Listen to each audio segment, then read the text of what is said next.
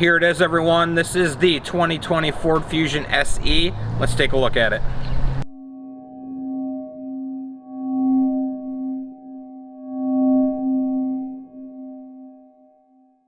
Now this car has not changed much over the past decade.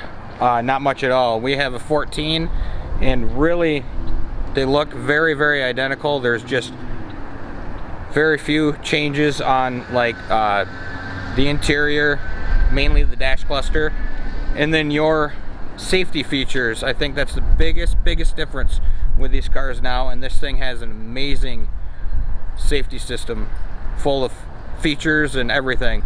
You just gotta get used to it. So we'll take a look at those here in just a minute. Alright, so this model here has the 1.5 liter EcoBoost engine. These are not the first generation engines. They've been doing this for a while now. They know what they're doing. These guys have been tested and proven to be very good engines. Yes, it's EcoBoost. It's turbocharged. Stuff's gonna wear out quicker.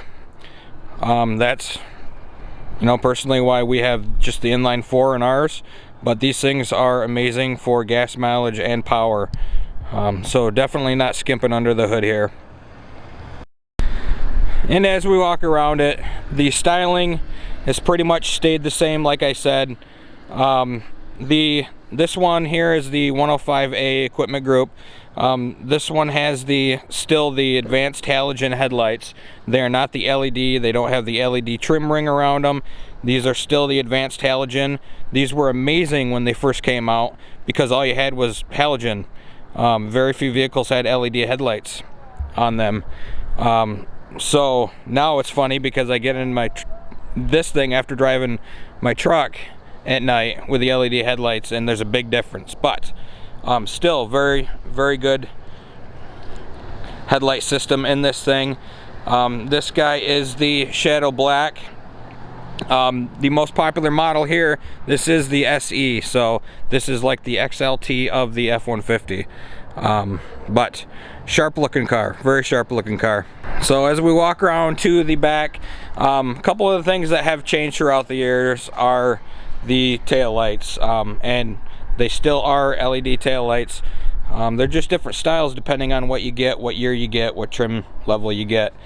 Like I said, this one here is the SE EcoBoost, one of the most popular versions there is. So let's start back here.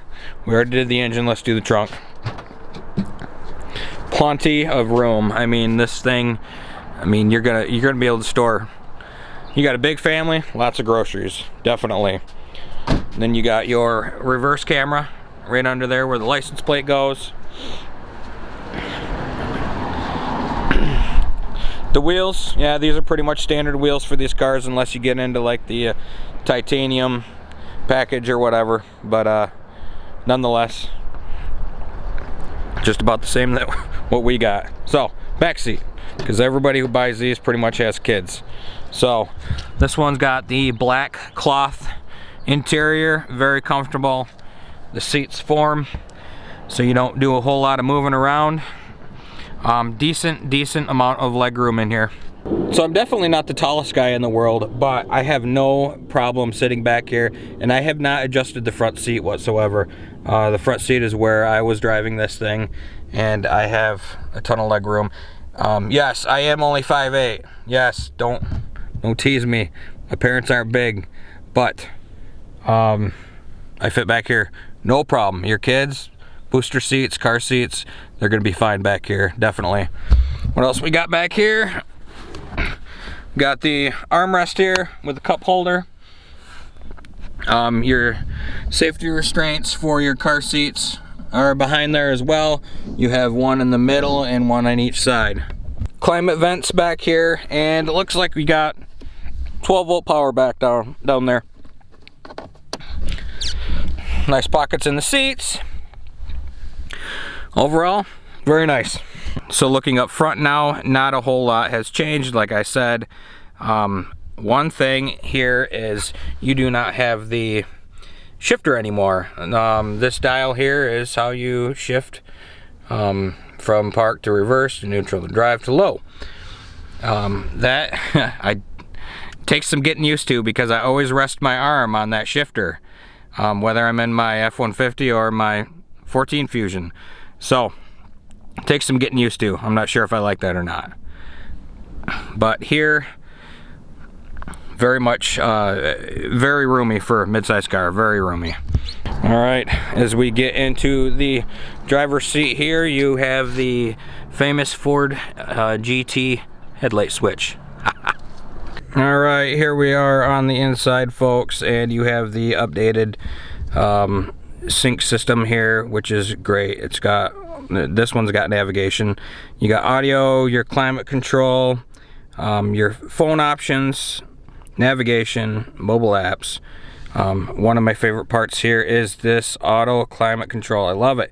Turn it on, set it to whatever temp you want, and it does what it needs to control that temp. Absolutely love it. Well, we'll shut that off right now. Right here, like I said, you have your transmission selector dial.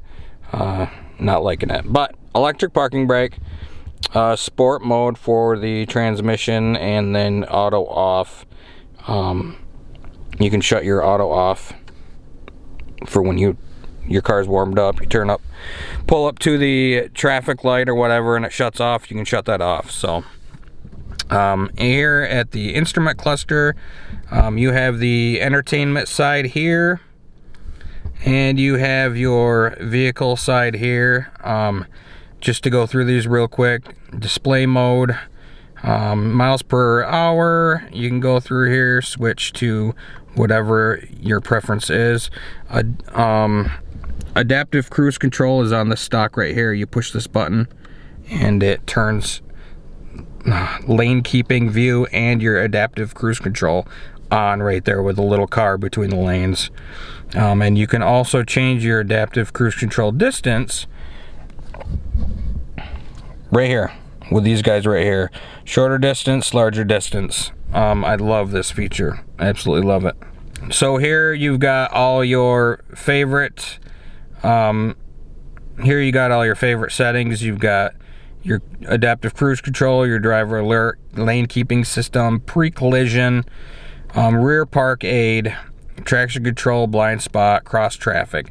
All this stuff you can turn on or off. Lane keeping is definitely my favorite here. You've got the intensity that you can set, and yes, it will help you if it's on.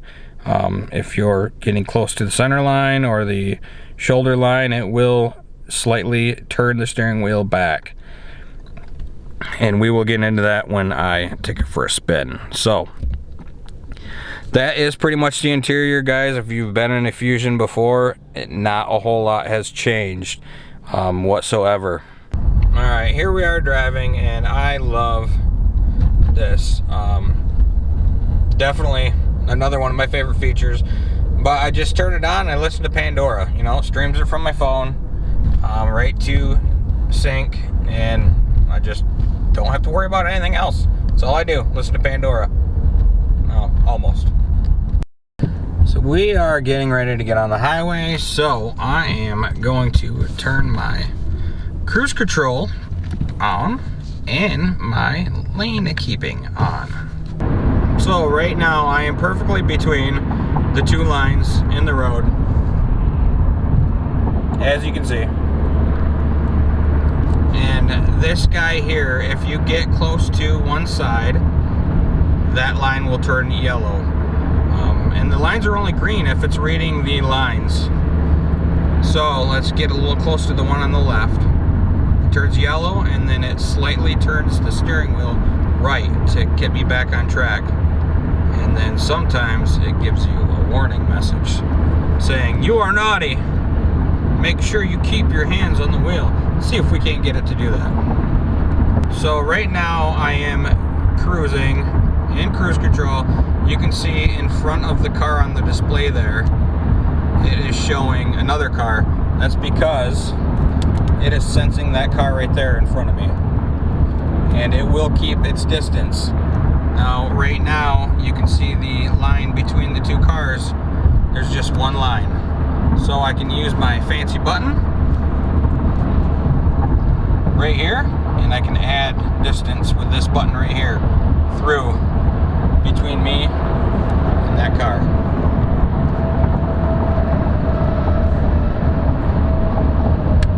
So right now there's one line, I'll add distance, now there's two, and it will back me up a little bit and add a little more. Now you can see there's three lines through it. So it's keeping me at a very, very safe distance from the car in front of me. And here on the right side of the cluster, you can see that it is the entertainment portion, and it tells me, you know, what song it's playing and what's on. So, but it also does over there. Very, very happy with this lane keeping assist. I wish I had it on my truck. Don't ask me why. I'm just like impressed by it, like a kid in a candy store, you know what I mean? Just love new technology when it comes out. Just not paying to fix it. So the ride, I mean, the ride is really, really comfortable. Like I said, we've got a 14 Ford Fusion. It's got the 2.5 liter inline 4 inside of it. I hope it's inside of it, not on the outside of it, outboard motor. But anyway, it's just a really, really comfortable car.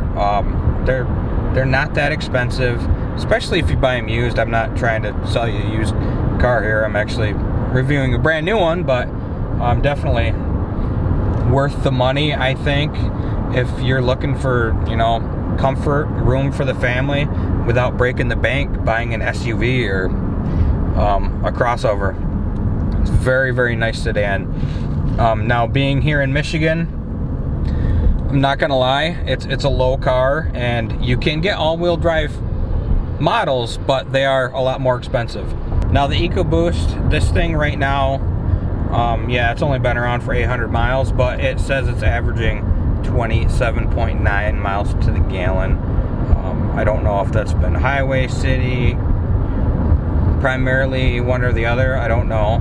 But they do get good gas mileage compared to vehicles of, you know, the past. And that's just a simple fact. This EcoBoost here gets better gas mileage than my wife's inline 4. But, you know, until you mash on the gas, this EcoBoost has quite the pickup. I'm really happy with the transmission too. In sport mode with this thing, if you put my wife's in sport mode, it takes forever to shift gears. But I will say that about these new ones. I don't know if they changed the transmission or something inside of them, or just a tuning thing, but they are a lot nicer shifting than the one we own. It is very, very quiet inside the cabin on this thing too. A lot of vehicles nowadays have the cheap hard plastic for the interior. This guy actually has soft stuff. I don't know if that will dry out and fade and crack over the years, but ours is a 14 and it's still perfect just like this. One thing I don't like, and I have to share it, I don't like this pocket down here. I would like it if it was enclosed on the sides, but if you put something down there, sometimes it will, if you turn a corner too hard, it'll slide right out the side. I'm not a fan of that, but that's why this is a review. You do the pros and the cons.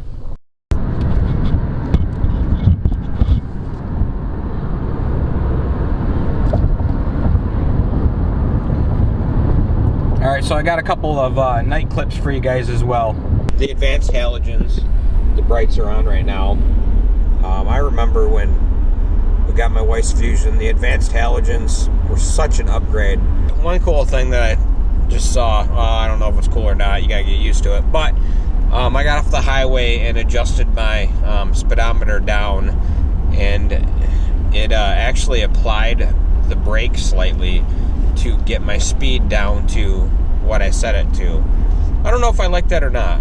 I guess it's got some pros and cons. But the cockpit here is very comfortable, especially at night here. Auto high beams in this car, as well as the auto rain sensing wipers that I'm used to. And there you guys have it. There's a little bit about the 2020 Ford Fusion SE.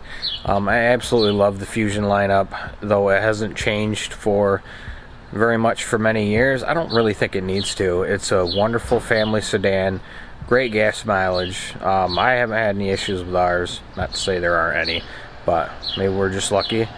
Love the car. Highly recommend it to anybody. So hopefully this video helps you guys out. Till next time. Later.